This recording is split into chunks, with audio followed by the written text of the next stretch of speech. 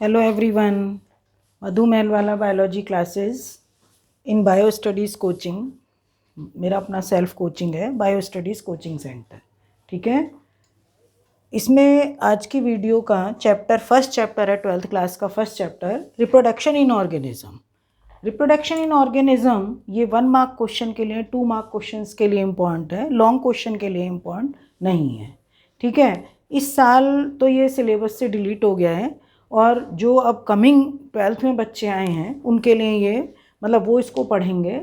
वैसे तो टॉपिक ये अच्छा चैप्टर है बेसिक चैप्टर है ये।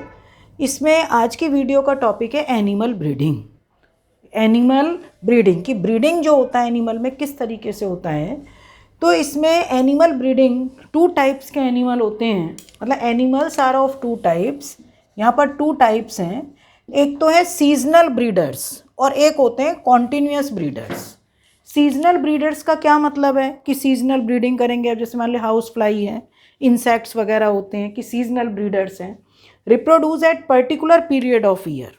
बहुत सौ का सीजनल बहुत सौ का ब्रीडिंग पीरियड ऐसा होता है कि जब बरसात के दिन आते हैं, स्प्रिंग सीजन है, उस समय उनका ब्रीडिंग पीरियड होता है। हाउस फ्लाई का ब्रीडिंग पीरियड मोस्टली अगस्त सितंबर के मंथ में होता है। तो यहाँ पर फ्रॉग है, लिजर्ड है, मोस्ट बर्ड्स हैं, जिसमें पोल्ट्री भी है, हैन वगैरह भी जो होती हैं वो एक तरीके से सीजनल ब्रीडर में हैं।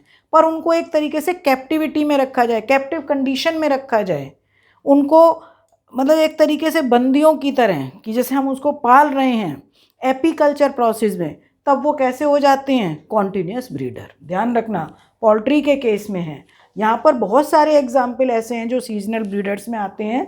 अब मैंने इंसेक्ट का दिया नहीं है, जैसे हाउस फ्लाई भी है या इसमें मॉस्कीटो भी हैं, तो वो सब किस में आएंगे, सीजनल ब्रीडर्स में। कॉन्टिन्यूस ब्रीडर्स का मतलब होता है कि continue to breed throughout their span of sexual maturity. ये कॉन्टिन्यूस ब्रीडर, ऐसा नहीं है कि इसमें कोई सीज़न होंगे कि उसी समय ब्रीडिंग टाइम होगा। जैसे ह्यूमन भी है, ह्यूमन भी इसी के अंदर आएगा, कॉन्टिन्यूस ब्रीडर।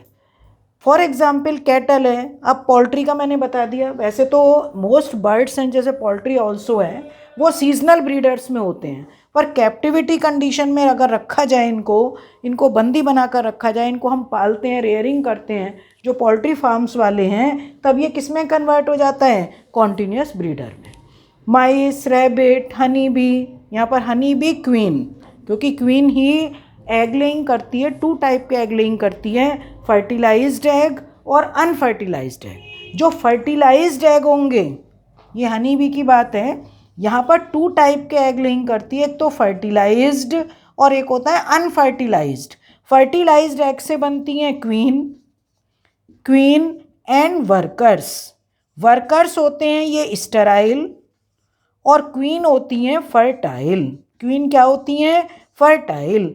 अनफर्टिलाइज्ड एग से मेल्स बनते हैं, मेल्स को कहा जाता है ड्रोन्स।